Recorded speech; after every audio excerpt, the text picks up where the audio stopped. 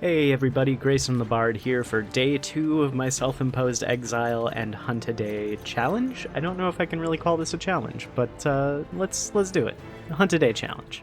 And after I recorded my hunt and audio yesterday and was working on editing it, I started thinking about where I want this challenge to go. And I've decided that I want the endpoint to be Fatalis.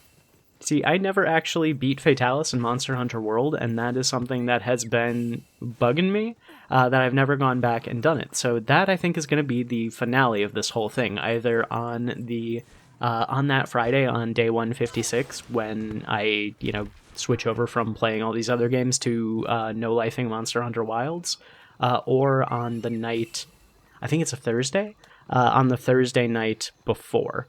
But we'll find out. I have a lot of time to think about it. But today we're not going to go after anything too crazy. We are going to be fighting a Garangolm, and I love this guy. He is one of my favorite monsters released in Monster Hunter Rise entirely, but especially in Sunbreak. He's somebody who I don't think we are ever going to see again. Well, no, I don't think we're going to see him anytime soon. But I think he made an impact on people. I think people really like Garangolm. I know Malzeno is really popular. I know Lunagaron is really popular. I think Garangolm is popular, unless it's just like my circle who love this big monkey. But he is such a cool design and such a really fun fight that I think Capcom would be kind of dumb to not use him again.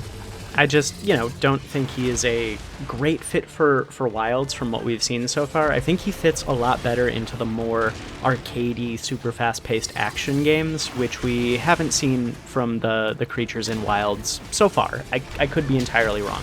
I won't know until I play it. But so far, all the monster designs have seemed a lot more, grounded and driven by that pure naturalistic vibe instead of going for any, major theme.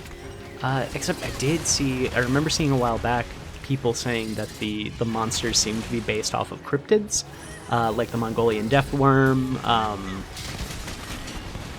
Chupacabra, being one of them, and which, if there is a Mothman monster, I'm gonna be real happy. But I think kind of the universal horror trio of, Dracula, Wolfman, Frankenstein doesn't quite fit that particular vibe.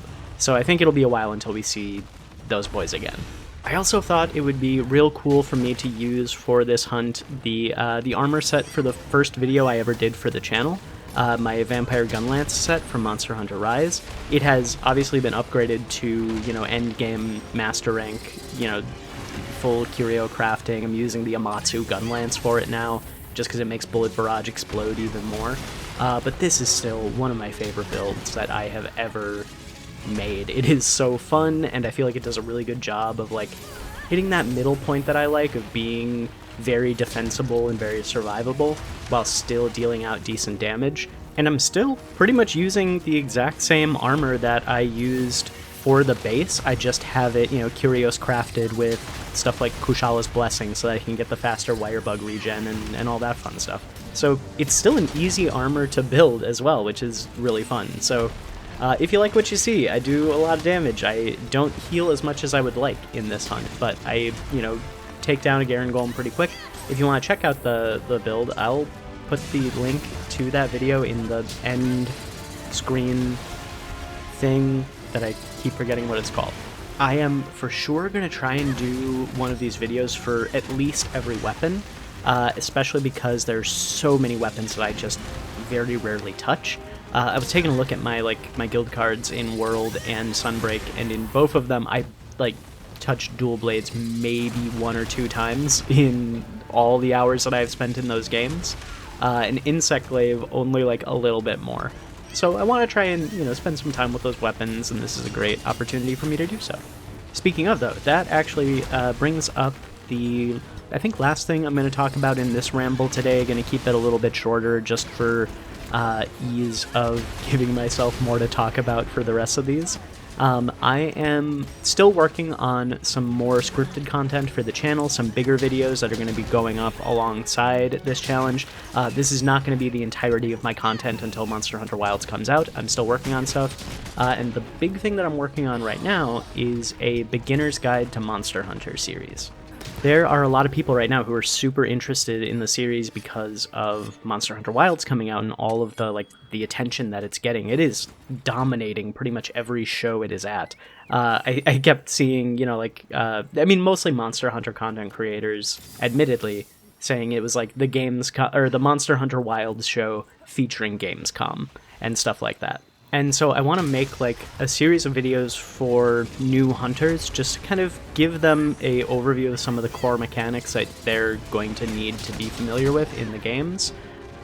Stuff like choosing a weapon and how to figure out which weapons gel with them, which ones don't, just so they don't, hit that roadblock that so many early hunters do, where they pick up a weapon, absolutely hate it, put down the game entirely. And then also things like set building and how to navigate the many, many menus in the smithy and figure out, what works well together, what doesn't, and how to build stuff that, isn't just the standard full crit, hyper meta build that, build sites and videos online are going to be primarily recommending.